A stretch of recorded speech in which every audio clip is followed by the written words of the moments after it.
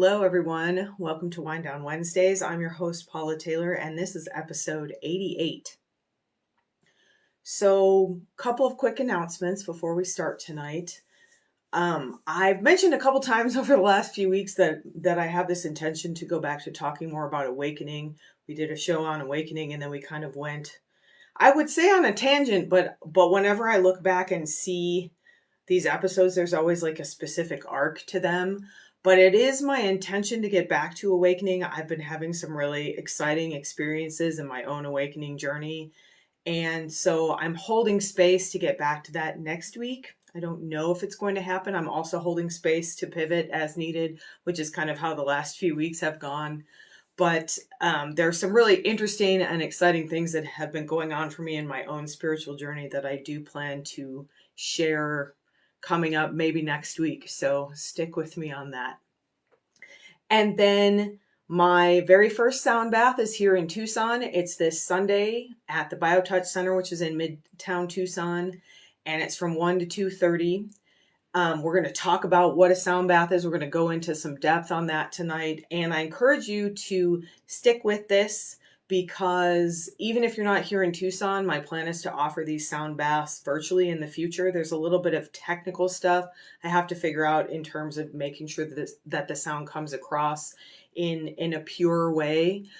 But I'm going to do a little mini sound bath tonight. So see if you like it. If you're interested, then maybe you'll be attending a virtual sound bath with me in the future. So tonight, about 40 minutes before the show, I said to my husband, I have no idea what I'm going to talk about tonight.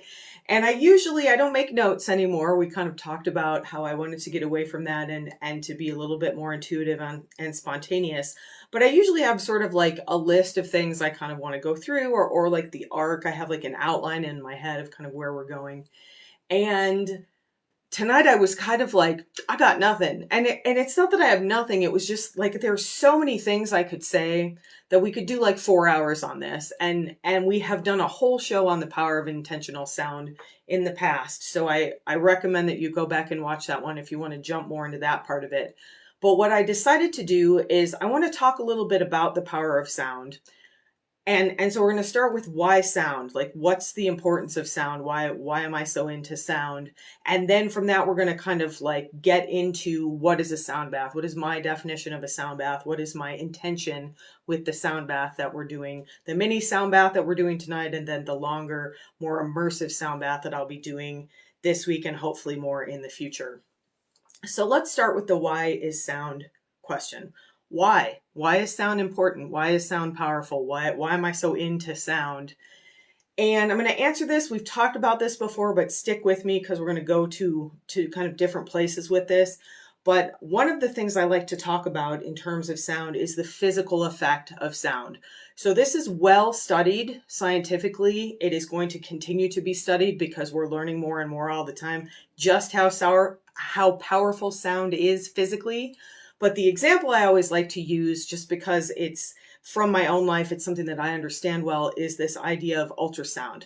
So there's a huge frequency, there's a huge range of frequencies of sound, from low frequency sound that sounds low in pitch to us, to high frequency sound that sounds high in pitch.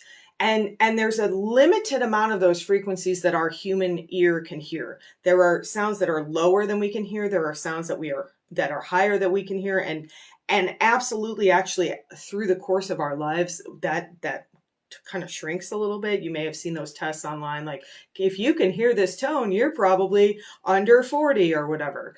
So we use ultrasound, which is super high pitched sound, both to see into the body for vision, for diagnosis, and also to make change to the body. So they use ultrasound to break up scar tissue.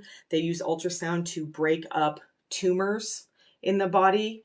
And again, this is kind of advancing all the time. So we are already using sound in traditional Western medicine to affect the body. Sound changes the physical body.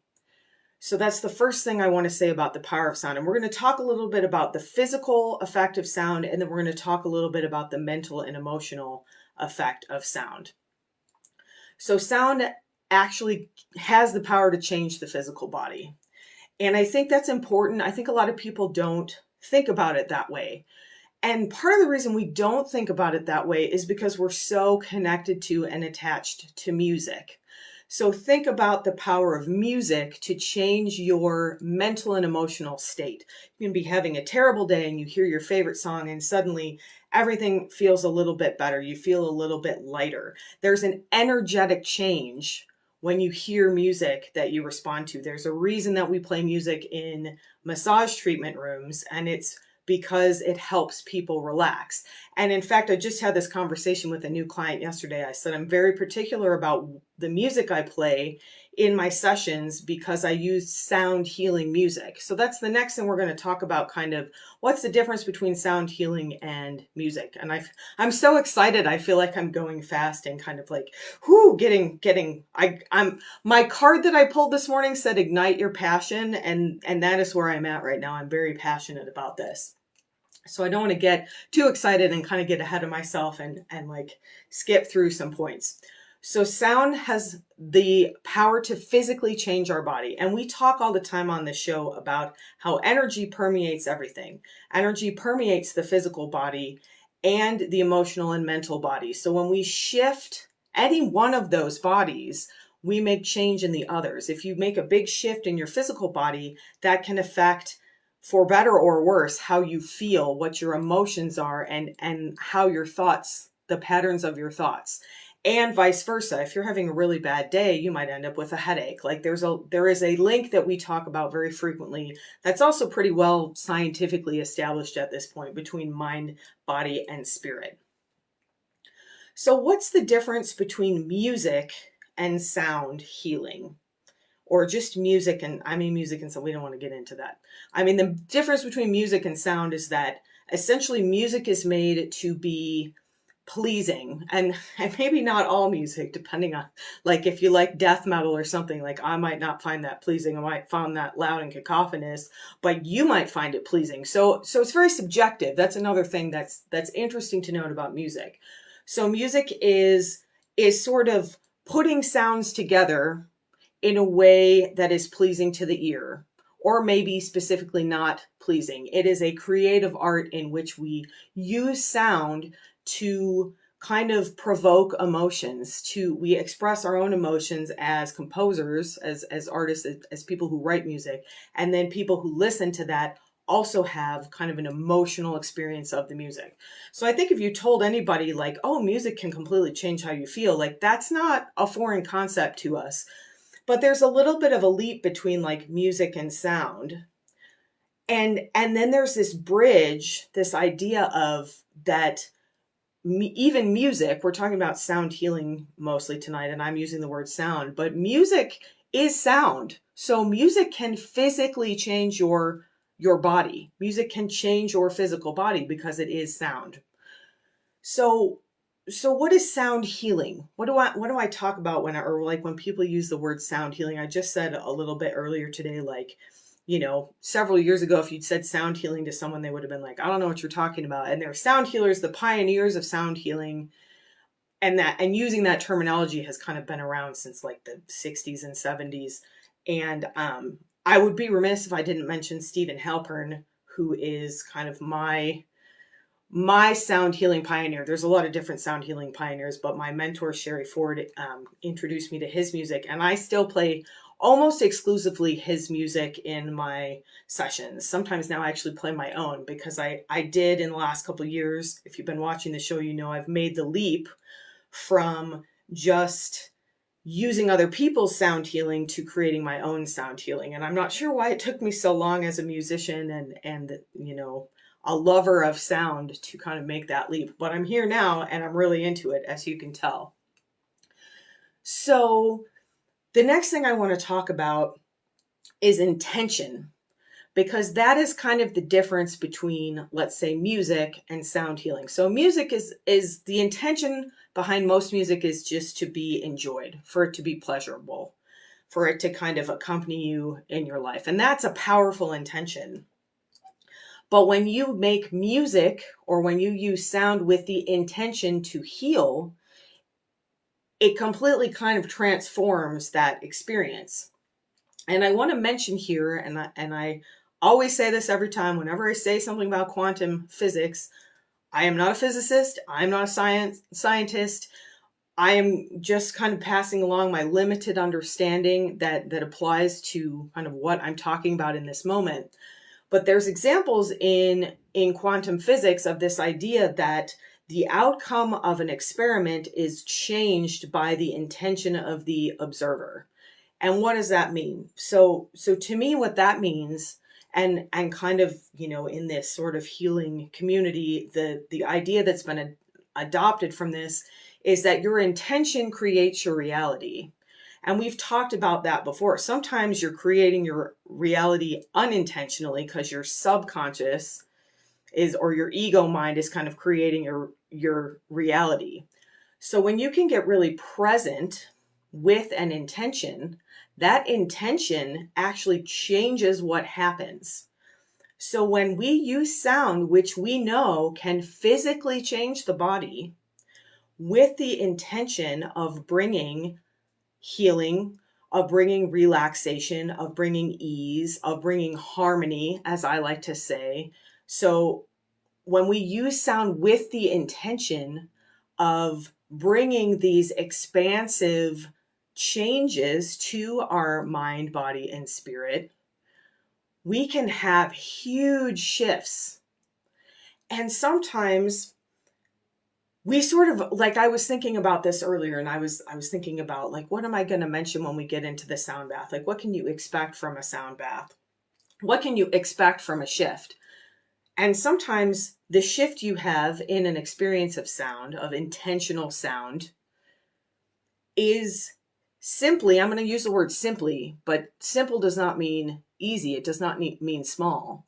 But sometimes the experience of intentional sound is simply shifting out of that fight, flight, or freeze, that sympathetic response, nervous system response, and into that state of ease, into that parasympathetic nervous system response. And that is where physical healing occurs. And most of us go around, I just had this conversation yesterday as well. Most of us go around in this state of kind of fight, flight, or freeze, or high anxiety all the time. And we rarely take the opportunity to shift into ease.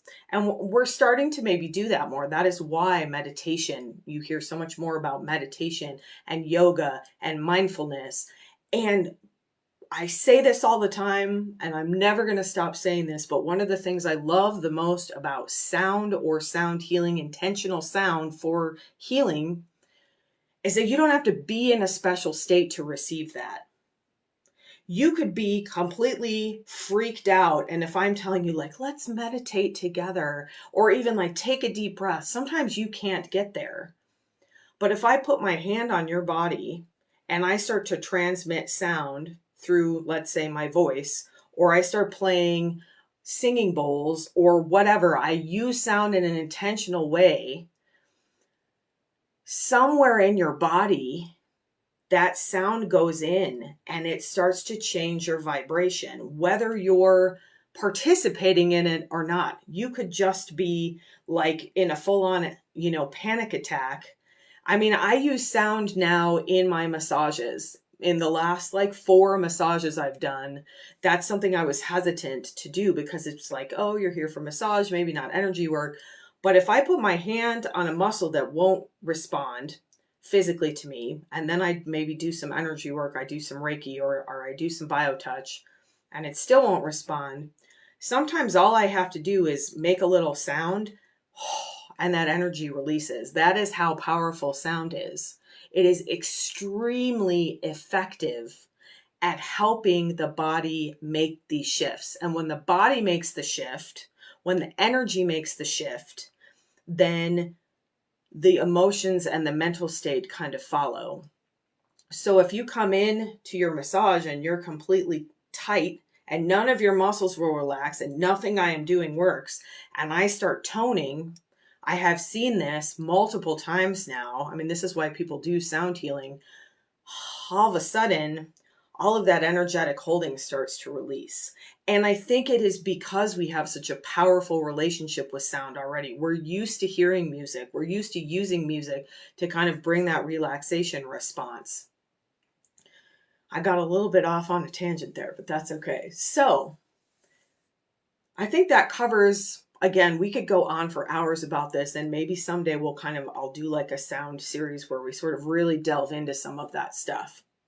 But now I want to talk about what is a sound bath. And I talked just briefly about it last week. And I had a really interesting conversation with a friend today where we were kind of talking about, like, a sound bath is what you make of it. A sound bath is what whoever the practitioner of sound healing that's sharing the sound bath, that is what your sound bath is. But essentially, think about taking a bath. When you take a bath in water, you are immersing yourself in water. So a sound bath is an immersive experience of sound. And the same, I'm going to use this kind of metaphor again. So just like you might take a bath for relaxation, it's warm and it's quiet in the bath and it's dark and it allows you to kind of disengage from, all the stimulation you've had, and your body starts to relax. That is how a sound bath works. So depending on the intention of the practitioner, as we just talked about how important the intention is, this sound bath could be uplifting, it could be soothing, it could be relaxing, it could be challenging from a healing perspective. You can use sound to shake energy up, just like we use sound to break tumors apart.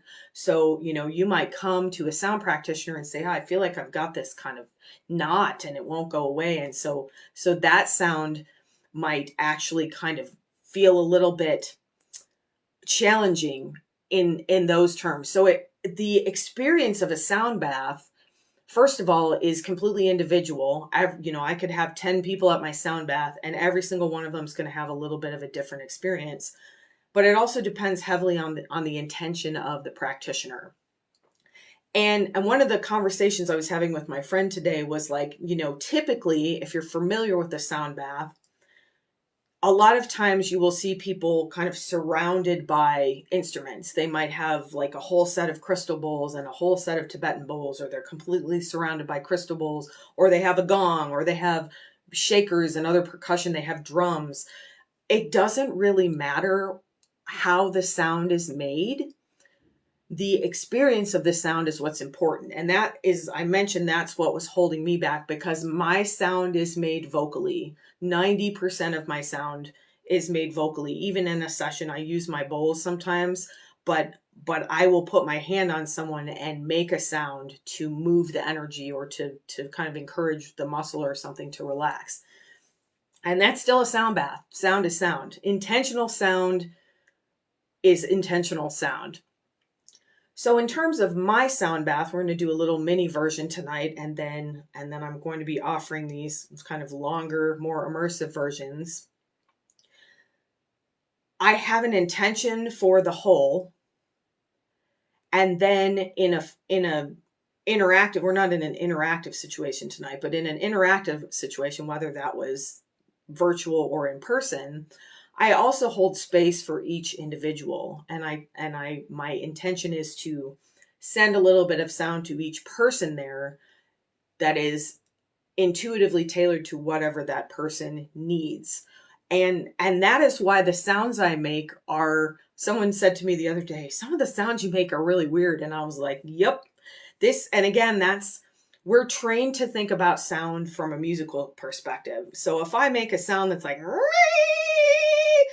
that's like, ooh, is she having like a seizure? What's happening to her? Because we're expecting, la, la, la, la. We're expecting this sort of melodious sound based on our history with music.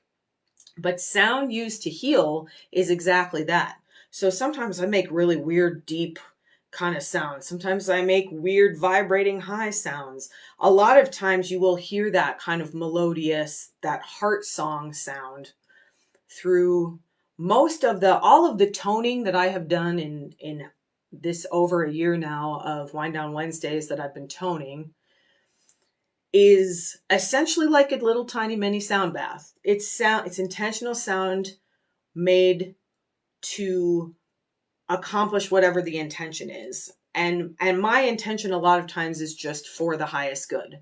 But sometimes it goes with whatever the meditation, if we're doing a meditation on grief, I sang for grief. So my intention was to sing for grief, to lift that heaviness of grief, to share that love that's underneath grief. So my intention for tonight's sound bath, as well as the one that I'm doing on Sunday, is just for general relaxation, for feeling uplifted, for feeling soothed, essentially for the highest good. Whatever you come into the sound bath needing, my intention is to fill your highest good. And again, in this non-interactive situation, and you've probably heard me say words like this before, I set the intention for anyone who is hearing this now or any time in the future to receive. And that's the one last thing that I want to say, is that a lot of times on these meditations, we are very active. I'm asking you to actively move energy for yourself, whether that's in a visualization space, mentally, whether sometimes we've done a little bit of shaking, that's like a physical thing. A sound bath is meant to be completely receptive. It's immersive, it's receptive, so you don't have to do anything in a sound bath. Now, I've had experiences in receiving a sound bath where I ended up being kind of active. I ended up like, oh, there's something going on in my shoulder and maybe I'm gonna assist this sound, So you can be active if you'd like. That is completely up to you as an individual. But essentially, it's like taking a bath. You lay down in the bathtub and you just receive. You receive the relaxation and the soothing and the uplifting. And I think that I have noticed, even as I tone on the show, there's usually a little bit of a journey, and it's usually pretty short. When I tone on the show, a lot of times it's like 3 minutes. I think I've done a couple that are maybe 5. And so within that, there's a little bit of a journey. Maybe it starts out as just a call to listen, to receive. And then there's maybe a little bit of a healing journey in there of maybe shaking some things up and then inviting harmony in. And then I always intend to end, even in my toning, with bringing in that sort of relaxation. I'm not going to leave you in a state of, oh, we're shaking some stuff up and then we're out. Like, there is an intentional arc to the journey. And I say intentional, but it is intuitive. I am the channel, and I set my intention, and then I let this sound work through me. Just as if I was playing an instrument. My voice is my instrument. And again, it took me a while to fully admit that. And especially in terms of sound healing, because I was so indoctrinated into this idea of music, because I was a musician. I have a degree in music. So I was just listening to one of my meditations. I was putting it on Insight Timer, and I was listening to the toning part, and I had a little froggy thing that came out while I was toning. And the musician part of me gets really judgmental about that stuff. The musician part of me sometimes listens back to things and is like, ooh, I'm not sure, the tone on that wasn't nice, or the pitch of that didn't sound good.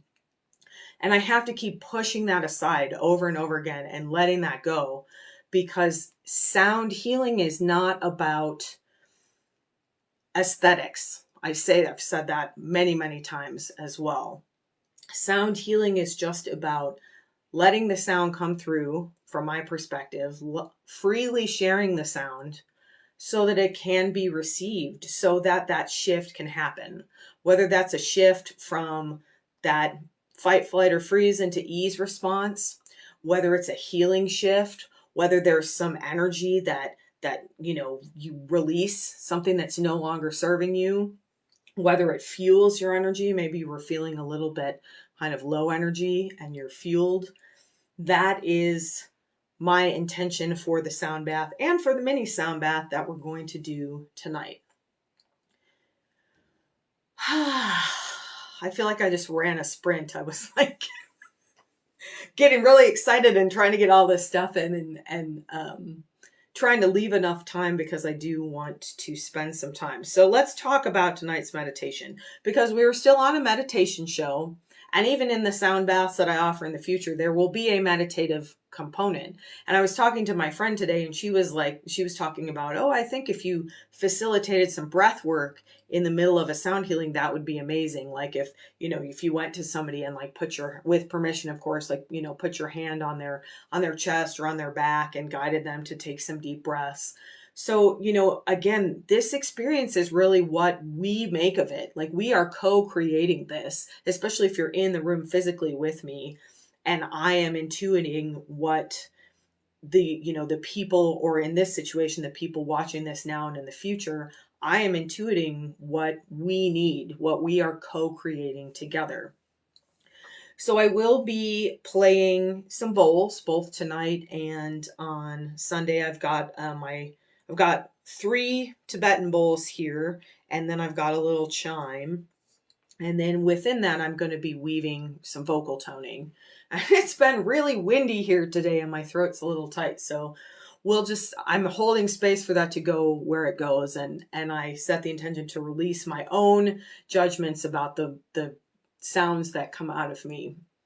And the last thing I keep saying, the last thing I want to say, the 17th last thing I want to say tonight is just to put this seed out here. And we've talked about silence before. It's been a really long time. But a big part of sound is actually silence. The silence between the sounds. The silence at the end of, let's say we're on this journey. So maybe it's like you're climbing a mountain and you reach one little ledge and you're going to rest. And then there's that sound. Again, I said in music, silence is called a rest. So we have this sound journey and then we have a rest. So I am holding space because sometimes as a practitioner, as the person making the sound, it can feel like I need to fill this silence. It's like in a conversation, if there's too long of a silence, it starts to feel awkward. So I would like to plant the seed in your consciousness that a big part of this sound healing journey, of this sound bath, is the actual silence, is the silence kind of within the journey, is the silence at the end of the journey. One of my favorite parts of experiencing live sound, especially healing sound, is the feeling in the room afterwards. The exploration of that huge shift that has occurred in the energy, because space has energy. We have talked about that. So when I play bowls in this space, when I tone in this space, the feeling in the space changes. And when there's people in the space, then their shifts, all of that reverberates around. And you can tell sometimes when people are really affected by, this happens with music too, there's like an extended silence. And that's so important. That is when you are absorbing. So if there is some silence, if you feel uncomfortable about it, that's good. Notice your discomfort, maybe explore your discomfort, but set the intention to give yourself some space to absorb. When I am done with our little mini sound bath, I will guide you back out of the meditation, but I might wait a little longer than I usually do because I want to let that beautiful resonance, that vibration lasts. I play this big bowl and I can put my hand up next to it sometimes for like over a minute and I can still feel it vibrating, even though I maybe don't hear it. And again, we know that sound we can't hear still has a physical effect on us, like ultrasound. So let's hold space for both the sound and the silence. Let's meditate together. So for this mini sound bath meditative experience, I encourage you to find the most comfortable position you can find. Feel free to lie down, get in your recliner, wrap a cozy blanket around yourself, pile some pillows up under your knees, whatever calls to you now. You could even get into bed and do this meditative sound bath experience right before you go to sleep to help you come into relaxation. I set the intention for the highest good for all who receive this, both now and in the future, for relaxation, for that shift out of the sympathetic and into the parasympathetic, out of that fight, flight, or freeze and into ease, for any shifts from disharmony to harmony or from dis-ease to ease. I hold that intention for us. So take a few nice deep breaths in through your nose, out through your mouth. You can use those oxytocin breaths and add that ha sound if you'd like, or just breathe in through the nose, but do allow yourself to exhale through the mouth. That helps release some of that energy that we've been holding, that we've kind of picked up throughout our hectic day.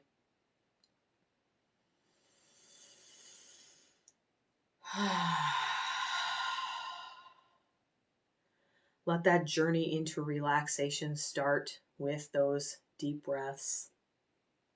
Check in with your body, maybe move around a little bit if something is calling for your attention, or take a deep breath or 2 or 3 into the areas of discomfort or tension into your body. Just invite everything to get relaxed here. Let yourself start to feel heavy. Whatever part of your body is contacting or closest to the earth, imagine yourself growing roots like a tree out of that part of your body and down into the earth. Let yourself be rooted and supported by that beautiful, rich energy of the earth.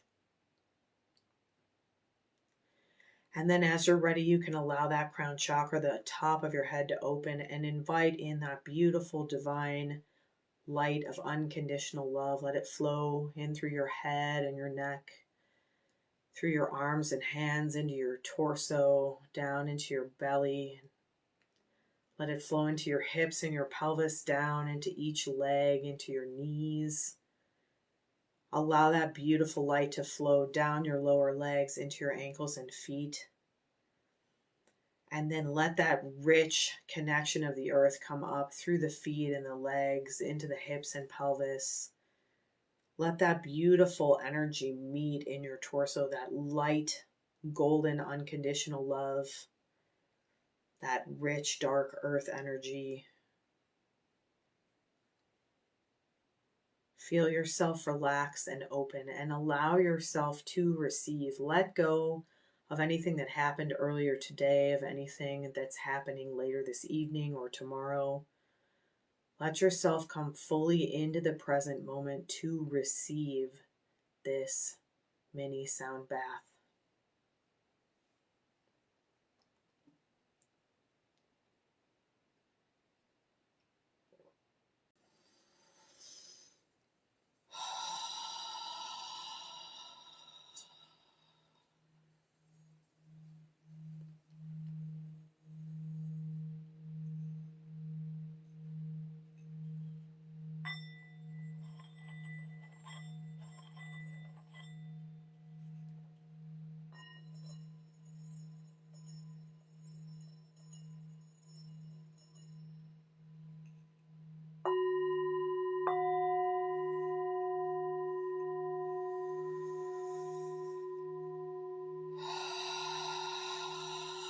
Allow yourself to breathe. Let your body relax. As emotions come up, as energy comes up, invite yourself to release that which is no longer needed. Allow yourself to breathe as needed.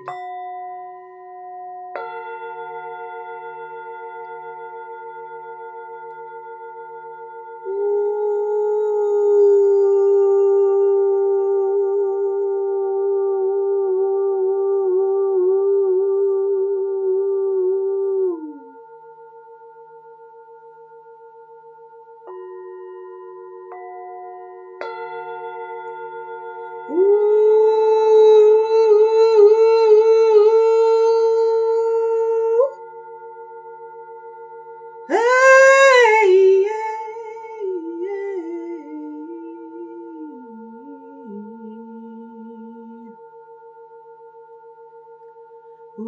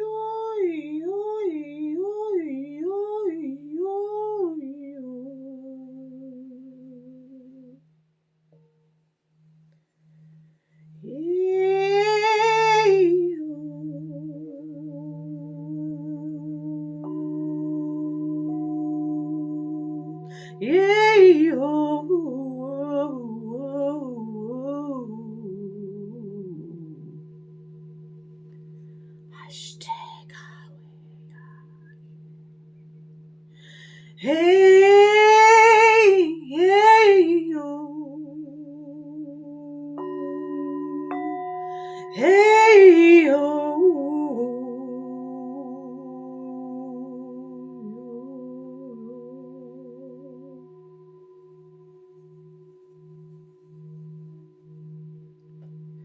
Hey, yo, yo, yo,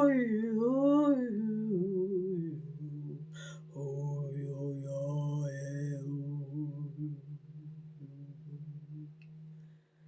Shay, you high, hey, hey, Shay, you high, hey, hey, hey,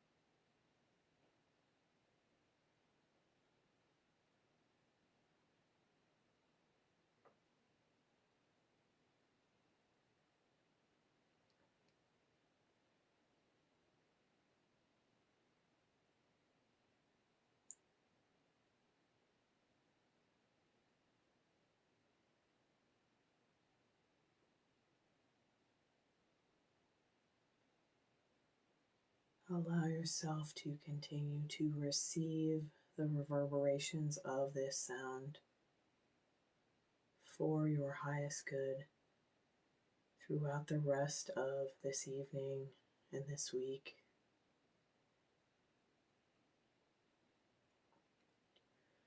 Recognize the shift in your physical body, the cellular shift that can happen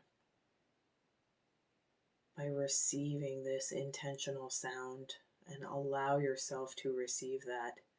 Give yourself permission to receive that shift.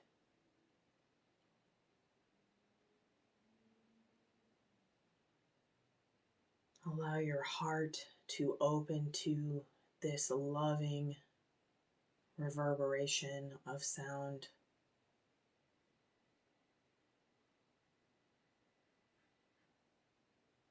And as you're ready, if you're in a safe space and you'd like to drift off to sleep, let yourself do that now.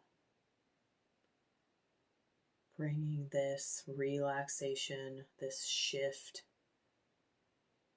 into a deep, restful sleep.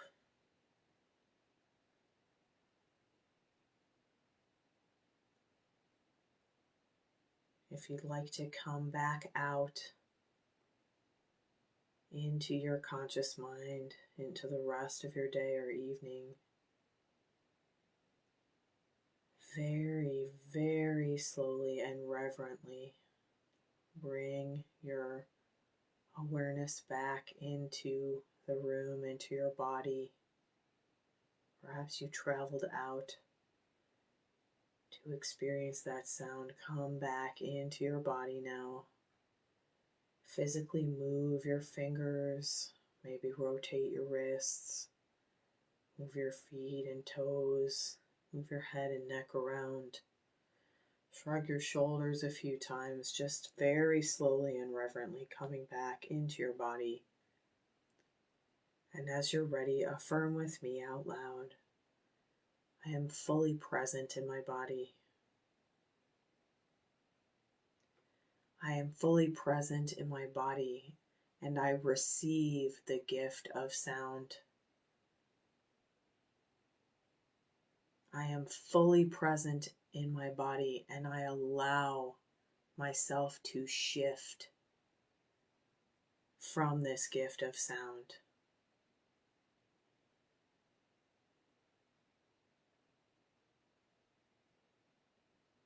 Take one last nice deep breath. As you sigh it out, let go of anything that's no longer serving you for the highest good. Take another deep breath. And once more, let go of anything that's no longer serving you. Invite that shift. And as you're ready, you can open your eyes. Thank you so much for joining me this evening. I hope that you will think about joining me again in the future for a longer and more immersive version of this sound bath.